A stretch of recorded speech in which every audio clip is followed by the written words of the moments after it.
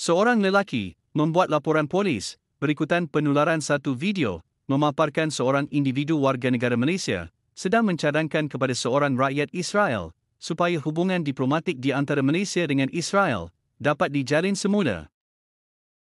Laporan polis itu dibuat oleh Syed Muhammad Shafiq Syed Jaafar di Balai Polis Dang Wangi dengan ditemani peguam Rafique Rashid bersama beberapa wakil pertubuhan bukan kerajaan pro-Palestin.Terdahulu, satu video berdurasi 5 minit 33 saat, dimuat naik influencer Israel, Hananya Naftali, tular di media sosial sejak semalam. Dalam video tersebut, Hananya menemu bual seorang lelaki, dikenali sebagai Victor Yong Jen Ong, yang mendakwa berasal dari Johor Bharu.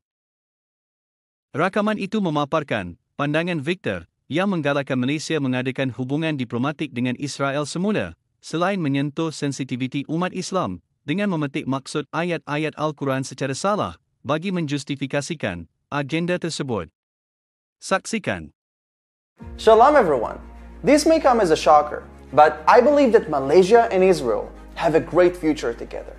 Despite Malaysia being a Muslim-majority country with many radicals who spread hate against Israel, I spoke with my Malaysian friend to see if I'm perhaps too optimistic. Shalom, dear friend. I'm Victor Yong Jen Ong in the city of Johor Bharu, just a mile north from the island of Singapore and Federation of Malaysia. Salam sejahtera.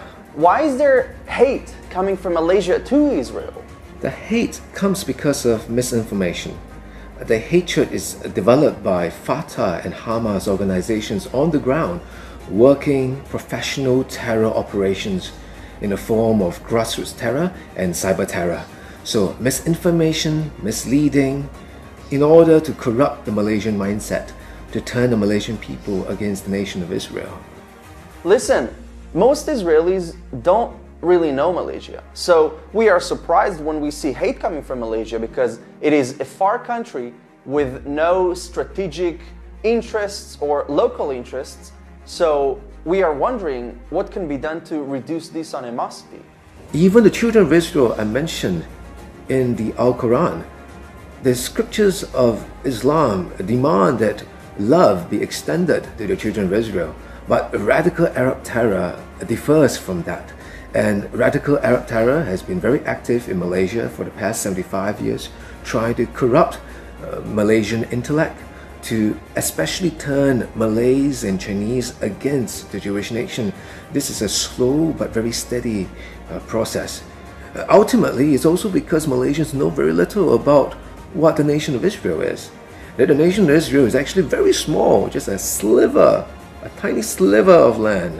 A very small nation indeed, hardly a threat to the 400 million Arabs in the region. The only way to reduce this situation of Fatah and Hamas terror, the only way to destroy the intellectual insidiousness of these techniques meant to malign Israel would be to extend information, would be to showcase the beauty and praiseworthiness and innocence of the Jewish people, a people who have been hounded from country to country by vitriolic hate, and the very fact that the National Socialists, the Nazis, in Germany in the Second World War were very big on exterminating the Jewish people. Why? Because of envy, the toxic envy against the children of Israel. Thank you for the answer. Now, when do you think that Israel and Malaysia will see peace? Malaysia and Israel are at peace because the Malay people are very kind people. Unlike the radical Arab terrorists, the Malays have accommodated multiple ethnic groups in Malaysia. And therefore, peace is really here at our doorstep. The Israeli nation itself is widely misunderstood in the Muslim world.